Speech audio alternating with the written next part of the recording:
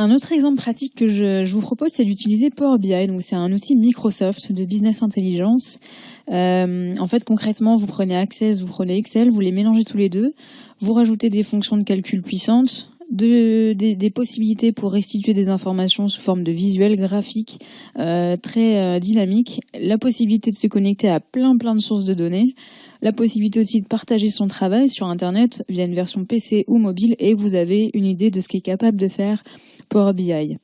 Donc cette vidéo, c'est un extrait du tutoriel qui s'appelle « Construisez votre reporting dynamique en 5 étapes avec Power BI ». Donc pour ceux qui l'ont déjà suivi, c'est du déjà vu. Rappelez-vous juste pour resituer les choses que le contrôle qualité, c'est compris dans notre étape 2, gérer ses données. Pour ceux qui découvrent, prenez plutôt cette vidéo comme un moyen de sortir entre guillemets du monde Excel et de vous initier un peu à des outils BI par écran interposé. Et c'est peut-être l'occasion de pousser un peu plus loin et pourquoi pas de vous plonger dans Power BI plus tard. Le but de cet exemple, c'est de vous montrer concrètement comment on peut utiliser des formules de calcul et des algorithmes pour évaluer les différents contrôles qualité. Donc je ne vais pas me servir de la trame du template Excel qui me prendrait un peu de temps alors qu'on l'a déjà vu dans l'exemple qu'on a traité avec Excel. Mais bon, les bonnes pratiques voudraient que je le fasse et que je documente ce que je fais dans ce genre de template.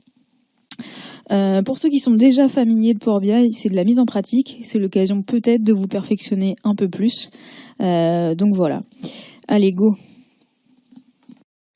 Alors, je reprends comme d'habitude l'exemple de ma société qui vend du textile en ligne. Et donc, j'ai toujours le même schéma relationnel des données, c'est-à-dire 2 tables de fait, celle des ventes et celle des retours, 2 référentiels de niveau 1, ma table des clients et ma table des produits, et 2 autres référentiels plus généraux, mon calendrier, qui est un peu mon maître du temps, et mon référentiel géographique. Donc, premier boulot devant mon modèle, c'est d'abord d'identifier les champs clés, c'est-à-dire les champs sur lesquels mes mesures et mes calculs s'appliquent, et donc les champs sur lesquels je vais en priorité appliquer mes contrôles qualité. Alors, on va se placer par exemple dans le cas où on veut étudier le panier moyen par type de client. Et donc mes champs clés, ça va être mes champs de ma table client en priorité avec les attributs du client et aussi quelques champs de la table vente. Alors, rappelez-vous, j'ai 5 vérifications à faire de manière générale. Donc, on va prendre quelques exemples pour chacune de ces 5 vérifications. La première vérification, c'est la complétude en termes de volume. Est-ce que toutes les données sont présentes? Est-ce que, ici, je dispose bien de l'âge de chacun de mes clients? C'est l'exemple que je prends. Donc, pour vérifier ça, on va calculer le taux d'âge manquant. C'est-à-dire, parmi toutes les lignes de ma table client, combien sont vides?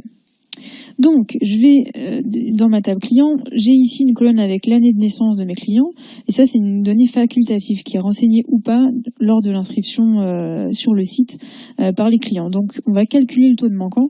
C'est une mesure parce qu'elle s'applique donc c'est un calcul qui s'applique à un ensemble de lignes, et cette mesure ça va être égal, donc taux de manquant, au nombre de données présentes divisé par le nombre de données attendues. Donc le taux de manquant H client, je mets pas d'accent sur H volontairement pour l'autosuggestion, c'est donc égal au nombre de lignes de ma table client et de ma colonne année de naissance qui sont vides. Donc pour ça, j'utilise la fonction countBlank. Ça me permet vraiment de compter le nombre de lignes pour lesquelles l'âge du client est vide. Et je divise ça par mon nombre total de lignes que j'obtiens grâce à la fonction countRows qui, elle compte toutes les lignes d'une table. Voilà, donc je mets le résultat de ma mesure en pourcentage puisque c'est un taux, un ratio. Et donc je vois que 21,6% de mes clients n'ont pas enregistré leur année de naissance, donc ça fait quand même plus d'un cinquième, c'est loin d'être négligeable. Je peux faire la même chose pour le code postal, J'ai aussi une colonne code postal dans ma table client. Je peux calculer le taux de manquant de mes codes postaux aussi. Et donc c'est exactement le même principe, Je vais créer une mesure qui s'appelle taux de manquant code postaux client.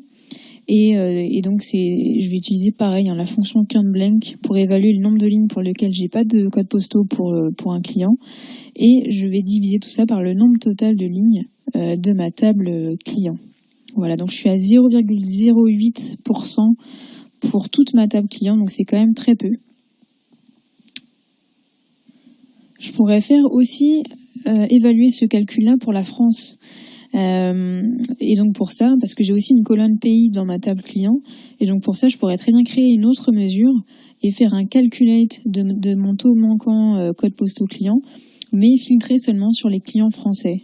Donc je vois que si je fais ça et que je visualise ma donnée, je suis plus à 0,08%, qui est déjà très peu, hein, mais je suis à 0,12. Donc voilà, c'est peu aussi, hein, mais voilà, il semble que les Allemands soient un tout petit peu plus sérieux que les Français. Voilà. Deuxième vérification, la complétude en termes de couverture. Alors le périmètre que je veux étudier, c'est mes ventes en France et en Allemagne. Alors est-ce que mes données, elles couvrent bien ce périmètre? Alors il y a plusieurs manières de le vérifier, il faut poursuivre la réflexion. Donc quand j'ai chargé mes données dans l'étape 2, souvenez-vous, j'avais combiné 2 fichiers dans ma table des ventes. J'avais un fichier pour la France, un fichier pour l'Allemagne. J'ai créé une seule table à partir de ces 2 fichiers qui ont exactement la même structure. Donc voilà, je pourrais m'arrêter là, hein, mais je vais quand même compter le nombre de ventes en France et en Allemagne, juste pour voir si c'est cohérent avec mes volumes attendus.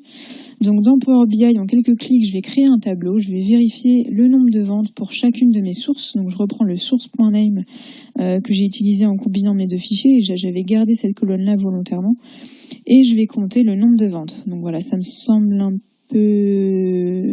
pas beaucoup pour l'Allemagne, mais on peut creuser un peu. Donc je vais aussi mettre le chiffre d'affaires pour m'assurer que c'est cohérent, et je peux aussi ajouter un détail sur la temporalité, donc l'année et le mois par exemple, pour être sûr que j'ai bien les données sur la période voulue, hein, parce que ma période temporelle c'est aussi un élément de mon périmètre, hein, après tout.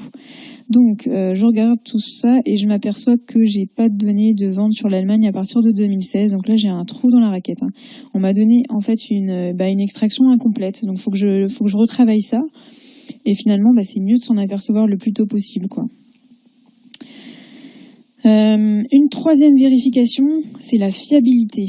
Et oui, c'est pas parce que nos données sont présentes que nos données sont fiables. Donc, on va prendre l'exemple des codes postaux des clients. On sait qu'il nous en manque seulement 0,12% pour les Français, donc quasiment aucun. Donc, nos données sont assez complètes, hein, sont même très complètes, on va dire. Donc, on va vérifier si elles sont fiables. Alors, on va d'abord évaluer la fiabilité de chaque code postal. Alors, comment on va faire ça? En fait, on va s'appuyer sur notre modèle relationnel des données. Donc, on a un référentiel géographique qui est fourni par l'INSEE, qui contient tous les codes postaux français et d'autres attributs liés à ces codes postaux. Donc, si le code postal de notre client match avec ce référentiel, il est conforme. Sinon, il n'est pas conforme. Donc on va évaluer ça pour chaque code postal de mes clients en créant une colonne calculée dans ma table client. Et une fois qu'on aura évalué la conformité pour chaque ligne, on ira compter le nombre de lignes conformes par rapport au nombre de lignes totales, et on obtiendra donc un taux de fiabilité de nos codes postaux. Alors c'est parti, on va aller dans notre table client et on va ajouter une colonne calculée. Alors cette colonne, elle mesure la conformité de chaque code postal OK. Donc on va l'appeler code postal OK pour l'interrogation. Donc on va renvoyer OK si c'est le cas et NOK si c'est pas le cas. Donc on va découper step by step. Déjà, il faut que j'écrive la formule qui me sert à croiser mon code postal client avec le code postal de ma table géographie. Alors, l'équivalent du recherche V dans Power BI, c'est lookup value. Donc, on va faire un lookup value. Alors, le résultat renvoyé, ce sera le code postal de ma table géographie, qui s'appelle zip. Et on s'appuiera aussi sur cette même colonne là pour chercher le résultat.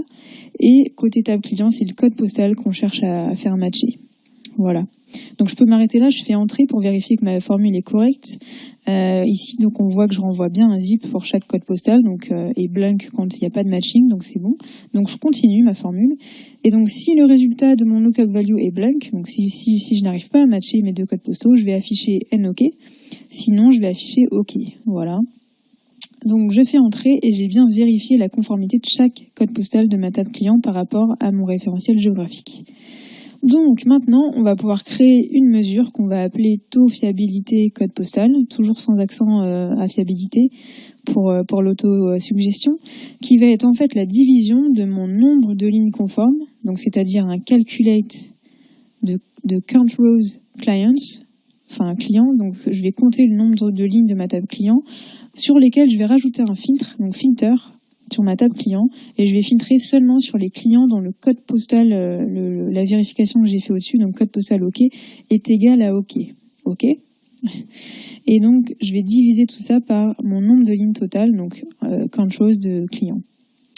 Voilà, et donc j'obtiens 63,25%. mais je voudrais le résultat sur les clients français. Donc je peux créer une autre mesure, taux fiabilité code postal France. Et cette mesure, ça va être une réévaluation de ma mesure précédente, donc un calculate de mon taux de fiabilité code postal, donc mon taux de fiabilité général, tout pays confondu. Et je vais filtrer sur ma table client et sur mes clients qui sont du pays France. Voilà.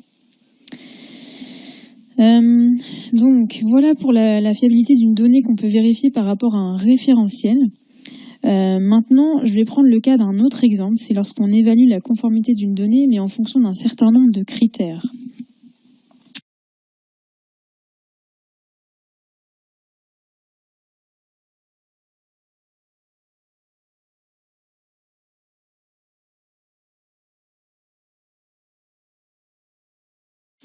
Donc, par exemple, les numéros de téléphone.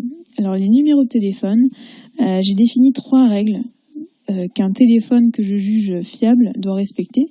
Il doit posséder 10 caractères, il doit n'être composé que de chiffres et il ne doit pas soit avoir que des zéros, soit être 0, 1, 2, 3, 4, 5, 6, 7, 8, 9, soit 0, 1, 0, 2, 0, 3, 0, 4, 0, 5. Voilà, c'est mes 3 règles, j'aurais pu en mettre plus, mais je me suis arrêtée là. Et pour évaluer la fiabilité de chacun de mes numéros, je vais créer une colonne calculée dans ma table client et je vais évaluer le respect de chacun de ces 3 critères sur cette mesure. Si mon numéro de téléphone respecte les 3 critères, je vais renvoyer OK, sinon je vais renvoyer NOK ou alors un message d'erreur plus explicite.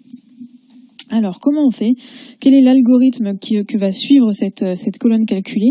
En fait, je vais vérifier donc successivement la conformité de ma donnée par rapport aux 3 critères. Donc d'abord, je vérifie le critère numéro 1. S'il n'est pas vérifié, j'affiche une erreur. Sinon, je vérifie le critère suivant. Si tous les critères sont vérifiés, j'affiche OK, etc., etc. Donc, ce que ça donne en DAX, c'est ça. Donc, on retrouve des if imbriqués. Donc, if ma condition est respectée, j'affiche NOK. Sinon, j'affiche OK, etc., 3 fois. Et à la toute fin, je tombe sur la condition où j'ai vérifié mes 3 critères et donc j'affiche OK. D'ailleurs, on pourrait être un peu plus précis et mettre des messages plus spécifiques au lieu de NOK. Ça permettrait par exemple de mieux classifier les cas d'inconformité après. Donc, on va faire ça dans Power BI. Je reprends ma dernière formule. Je vais ajouter une colonne calculée dans ma table client. Je vais y coller ma formule et voilà, là, j'évalue la conformité du numéro de téléphone de chaque client. Maintenant, je peux créer du coup une mesure qui calcule mon taux de fiabilité. Donc, vous connaissez maintenant le process.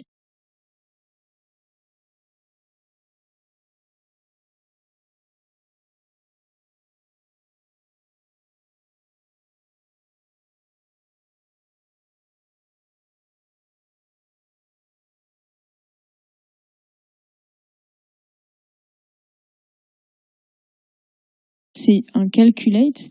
Donc en fait, je cherche à avoir en numérateur le nombre de lignes de ma table client pour lesquelles le numéro est fiable. Ok, donc un calculate je vais calculer le nombre de lignes, donc controls de clients, et je vais filtrer sur les numéros fiables. Et tout ça, je vais le diviser par mon nombre total de lignes dans ma table client, donc mon nombre total de clients. Et voilà, donc j'obtiens, quand je visualise tout ça, 91,65% de fiabilité au niveau des téléphones.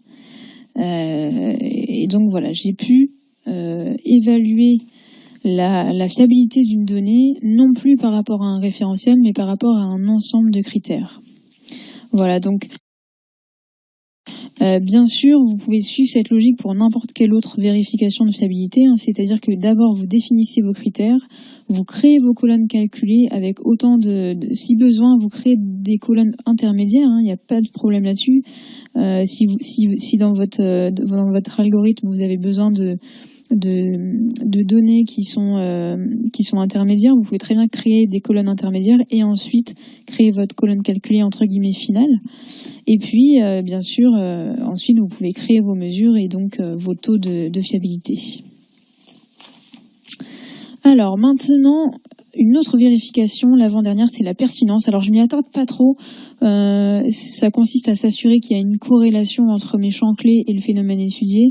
Alors si j'étudie le panier moyen client, évidemment toutes les données que j'ai évaluées, donc le code postal et l'âge, sont assez pertinentes parce que je vais pouvoir je vais pouvoir étudier mon panier moyen en fonction de l'âge des clients et de leur répartition géographique. Maintenant le téléphone, c'est pas du tout corrélé évidemment au panier moyen, mais bon, c'était juste un exemple et peut-être que je me sers ensuite de cette donnée pour faire de la prospection ou autre chose, donc que j'ai quand même besoin d'en évaluer la fiabilité. Une dernière vérification, donc on va vérifier la qualité des relations. Alors ça, c'est une vérification importante parce que la qualité de notre modèle relationnel, elle dépend de la qualité de ces relations. Et souvent, en fait, vérifier la qualité des relations, c'est aussi vérifier l'exhaustivité de nos référentiels. Alors, je vais prendre l'exemple des produits. Est-ce que ma table produit contient tous les produits vendus? C'est-à-dire, est-ce que j'ai accès aux attributs de chaque produit vendu? Donc, pour le savoir, je vais vérifier la qualité de la relation entre mon produit ID au niveau de ma table des ventes et ma table produit. Donc, pour ça, je vais créer d'abord une colonne calculée qui sera le résultat du croisement avec ma table produit. Ok ? Donc, cette colonne calculée, elle est bien sûr dans la table des ventes. Je peux l'appeler, par exemple, produit ID match dans la base. Voilà. Donc, maintenant, vous avez l'habitude, on va utiliser un lookup value. Alors, mon résultat sera le produit ID de ma table des produits. On fait la recherche à partir de la même colonne, mon produit ID de la table des produits. Et et donc côté table des ventes, c'est aussi mon produit ID. Voilà. Donc, je croise bien ces deux éléments. Maintenant, je vais rajouter une petite condition. Donc, si mon croisement est blank, c'est-à-dire que le produit ID de ma table des ventes ne correspond à aucun produit ID dans ma table des produits, je renvoie non. Sinon, je renvoie oui. Voilà. Et donc, ensuite, j'ai plus qu'à calculer dans une nouvelle mesure ce qu'on peut appeler mon taux vente produit dans base. Et donc, c'est égal au nombre de lignes de vente pour lesquelles le produit est connu. Donc, pour lesquelles j'ai mon calculate, mon controls de mes lignes de vente, pour lesquelles j'ai mon produit qui est dans la base, divisé par le nombre de lignes de vente totales. Voilà.